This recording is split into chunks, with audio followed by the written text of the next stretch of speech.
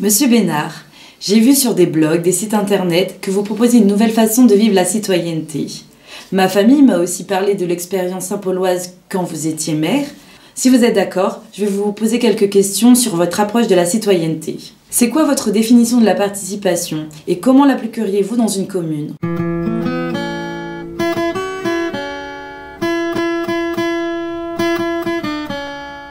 Vous dites souvent que les gens ont changé. Qu'est-ce que vous entendez par là ? Tout le monde voit que les gens d'avant ne sont plus les gens de maintenant. Anciennement, il n'y avait pas la télévision, il n'y avait pas Internet, il n'y avait pas autant de radio, ni de journaux, et donc les gens n'avaient pas autant d'informations qu'aujourd'hui. Et aujourd'hui, les gens sont plus instruits, plus éduqués, ce qui fait qu'ils ont des exigences différentes. Par exemple, anciennement, les gens votaient le dimanche, et puis ensuite, pendant 6 ans, ils se taisaient. Aujourd'hui, ils votent le dimanche, et le lundi, ils voudraient intervenir dans les décisions, ils voudraient mettre, comme on dit, leur grain de sel. Les jeunes aujourd'hui, la plupart du temps, sont sur Internet avec leur smartphone et ils sont toujours en interactivité avec le monde. On leur demande leur point de vue, on leur demande ce qu'ils pensent, on leur demande de réagir. Et puis quand ils arrivent au niveau municipal, c'est tout fait le contraire. On est resté comme dans l'ancien temps où voilà, il y a un chef qui décide de tout. Donc d'après vous, les communes devraient s'adapter à ce changement ? Mais les communes ont un grand rôle à jouer dans l'adaptation à ce changement, puisque les communes sont les premières instances qui sont au plus près de la population. Les communes doivent s'adapter à ce nouveau monde, parce que c'est logique, c'est normal, et on voit bien ce qui se passe lorsque les communes ne font pas en particulier cet effort. Eh bien, les gens ont l'impression d'être déconsidérés, de ne pas être respectés, d'être invisibles, d'être transparents. Et il arrive ce qu'on a vu avec l'épisode des Gilets jaunes, des gens qui se mettent à bloquer des ronds-points, à bloquer des rues, alors qu'au fond, c'était des gens peut-être qui n'y avaient même jamais pensé, des employés, des travailleurs, des chômeurs, enfin toute une population qui est allée dans la rue parce qu'elle s'est sentie invisible. Elle s'est sentie transparente et que les gens ne supportent plus qu'on prenne des décisions sans que jamais on leur demande mais au fond, qu'est-ce que vous en pensez ? On va en discuter et puis éventuellement on essaiera de trouver un accord. Et la commune, elle est au plus près du terrain lorsqu'on construit une école, lorsqu'on construit une route, lorsqu'on construit un gymnase, lorsqu'on fait une politique culturelle ou sportive. Et les gens qui sont concernés par cette politique culturelle ou sportive ne comprennent pas comment on ne leur demande jamais leur avis, comment la décision n'est pas construite avec eux. Et au bout du compte, ça fait des gens qui ont l'impression d'être marginalisés. Les gens ne veulent plus entendre parler de politique, alors que la politique, c'est très intéressant. Il s'agit de voir comment on organise la vie de notre ville, comment on organise le sport, comment on organise la culture, comment on organise les déplacements. C'est intéressant, mais les gens se sentent complètement rejetés. Alors ils ne s'y intéressent plus. Donc vous pensez qu'on peut associer ces personnes à ces décisions ? Il n'y a pas d'autre chemin que de chercher de nouveaux outils pour construire des décisions avec les gens. À l'époque, lors de mon premier mandat, on avait mis en place 32 conseils de quartier, on avait mis en place un jury citoyen lorsqu'il y avait des questions un peu difficiles, on avait mis en place toutes sortes d'outils qui permettaient de commencer à construire des décisions avec les gens. C'est un chemin qui est difficile parce qu'au fond, on n'est pas très nombreux à vouloir entrer dans ce nouveau monde alors qu'il s'impose à tout le monde. C'est compliqué. Aujourd'hui, on a maintenant Internet qui est arrivé, qui n'existait pas à l'époque. Et par exemple, l'expérience du budget participatif qu'on avait commencé à l'époque, il faudra sans doute la poursuivre en utilisant les outils d'Internet aujourd'hui. Ce ne sera peut-être pas du papier, ce ne sera peut-être pas que du papier, ça sera aussi peut-être un site Internet où les gens pourront intervenir dans la construction du budget. Est-ce qu'on met plus l'accent sur telle compétence de la commune ou sur une autre ? Il me paraît moins important aujourd'hui que la commune propose au plus grand nombre des outils où on puisse intervenir en disant voilà notre point de vue, voilà ce qu'on pense, voilà pourquoi on est content, pourquoi on n'est pas content, qu'on puisse suivre les décisions. Par exemple, une décision a été prise de faire un projet dans un quartier. Les gens du quartier devraient pouvoir aller à un endroit sur Internet où on leur dit le premier jour du chantier, le deuxième jour, voilà pourquoi éventuellement il y a un retard, qu'est-ce qui s'est passé, voilà quand ça va reprendre, voilà quand ça va se terminer. Les gens aujourd'hui, beaucoup de gens, demandent à être informés de ce qui se passe. Et donc, la commune doit faire cet effort-là. Oui, vous voulez plus d'attractivité en fait entre la commune, enfin les habitants de la commune de Saint-Paul et vous, c'est ça ? Moi, je pense que la modernité, c'est de décider ensemble. Ce qui ne veut pas dire qu'on va toujours être d'accord. On peut quelquefois ne pas être d'accord, mais les gens auront été entendus. les gens auront eu des explications, on aura pu avoir échangé, et les gens n'auront pas le sentiment d'être complètement invisibles, transparents, déconsidérés, comme on dit en créole, dérespectés. Les gens auront le sentiment qu'ils sont pris en compte, et puis ensuite, il faut bien prendre des décisions, il y a bien des chemins à prendre, puis quelquefois, on est un peu mécontent, mais on est seulement mécontent, on n'est pas mécontent et enragé. Quand on dit aux gens, taisez-vous, vous n'avez rien à dire, vous ne connaissez rien à rien, eh bien les gens sont mécontents et en plus ils sont enragés. Et on voit bien ensuite les dérives que ça peut entraîner au niveau des gilets jaunes par exemple. D'accord. On entend souvent parler de participation pour les citoyens, mais pour les employés? Alors pour les employés, c'est pareil, les employés, ils sont d'abord des citoyens. Ce sont des gens qui, eux aussi, ont le droit au respect, à la considération. Ce sont des gens aussi qui ont le droit de dire on ne veut pas être invisible.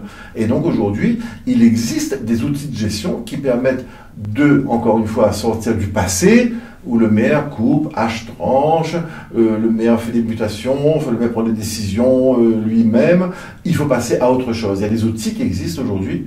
Ce sont des outils, un outil en particulier qu'on avait essayé, commencé à mettre en place à la fin de mon mandat, qui s'appelle la gestion par consentement, et qui permet un mode de fonctionnement de la mairie qui prennent compte de la vie de tous les employés, quel que soit leur rang, que ce soit, on va dire, l'employé le plus humble, le DGS en l'occurrence, que chacun, à un moment donné, puisse parler de ce qu'il fait, dire ce qu'il a à dire et éventuellement orienter et modifier certaines décisions. Je prends toujours un exemple, on va dire un peu bête. On va prendre l'exemple de quelqu'un qui est un balayeur. Bon, c'est un métier qui est honorable et dont on a beaucoup besoin, surtout dans ces moments où tout le monde est à la recherche d'une commune qui soit la plus saine possible, la plus propre.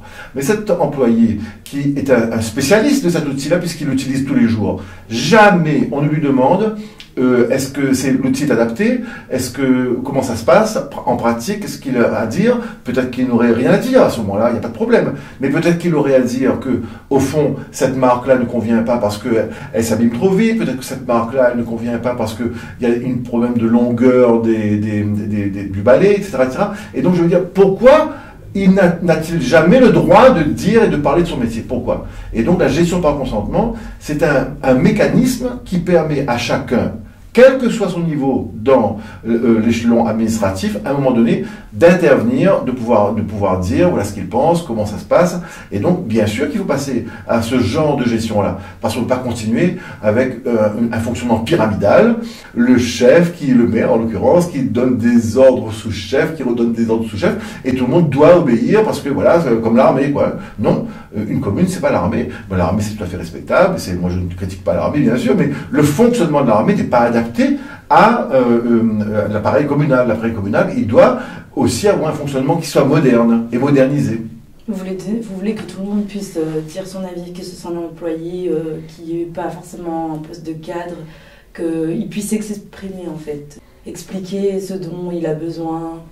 Moi, mon souhait le plus cher, c'est au bout du compte d'arriver à un système de fonctionnement municipal où chacun, quelle que soit la place qu'il occupe à la mairie, et à un moment donné, pas tous les jours, mais peut-être tous les mois ou tous les 2 mois, à un rythme précisé, ensemble, un moment où il puisse parler de son métier, dire quelles sont ses difficultés, quels sont ses besoins, comment on pourrait éventuellement améliorer les choses, mais que personne n'ait le sentiment, au bout du compte, finalement d'être complètement, encore une fois, invisible, transparent, et pas considéré et pas respecté dans ce qu'il fait.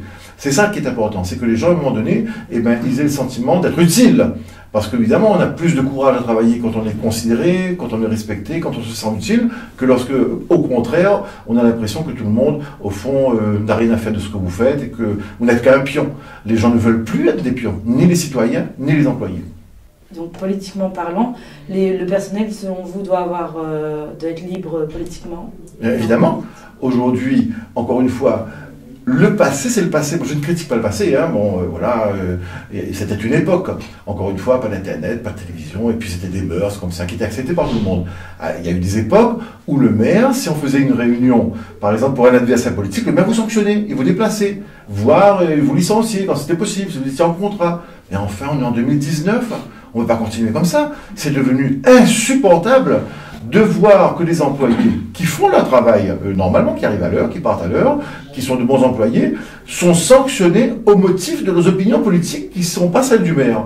c'est plus possible. On ne peut pas continuer comme ça. Je veux dire, on est en 2019, c'est honteux de continuer à fonctionner comme ça. Je veux dire, nos petits-enfants, un jour, ils auront honte de nous en disant, enfin, vous étiez en 2019, vous en étiez encore à accepter que quelqu'un soit sanctionné dans son travail pour opinion, pour délit d'opinion politique. Je veux dire, c'est fou, on se dit dans quel monde on vit. Et donc, bien sûr, aujourd'hui, on doit tout faire, tout mettre en place pour que le personnel communal ne soit plus un personnel politique. Pour que le personnel communal ait ses opinions à 4 heures, quand il rentre chez lui, il fait ce qu'il veut. C'est un citoyen libre, avec des opinions qui lui appartiennent, et ça ne regarde personne. Et en tout cas, il ne devrait pas être l'objet de sanctions. Et en tout cas, pour ce qui me concerne, moi je pense qu'on doit tourner une page aussi là-dessus. Le passé, c'est le passé, il ne s'agit pas de revenir sur le passé, ça veut dire maintenant, construisons l'avenir dans la modernité, dans le monde tel qu'il est aujourd'hui, pas dans le monde tel qu'il était hier. Donc vous voulez faire de Saint-Paul un champ d'expérimentation ? Moi, je souhaite que Saint-Paul devienne une commune pilote. Allez, on va dire un mot. C'est pas parce que je pense que on va tout réussir. Non, on va beaucoup se tromper et c'est normal ça. On mettra en place des outils qui peut-être ne fonctionneront pas la première année, qui peut-être ne seront pas les bons au bon endroit. Mais on doit, en tout cas dans toutes les communes, on doit, pour ce qui me concerne, on doit essayer de faire rentrer le fonctionnement des communes dans la modernité. Sinon, eh bien, on aura à répétition ce qui s'est passé en métropole avec les Gilets jaunes, ce qui s'est passé à La Réunion. Les gens veulent passer à autre chose. Et donc, oui, on remettra en place des conseils de quartier, peut-être un peu différemment, avec d'autres noms, avec un fonctionnement amélioré, compte tenu des erreurs qui ont été faites par le passé, un budget participatif, peut-être amélioré, pour que les gens puissent intervenir dans les décisions des dépenses communales. On remettra en place des jurys citoyens, lorsque, par exemple, il y a une décision à prendre, très localisée, sur un point qui est difficile, on réunit un certain nombre de gens, on fait un jury citoyen. Il y a toutes sortes d'outils, les outils Internet, les sondages.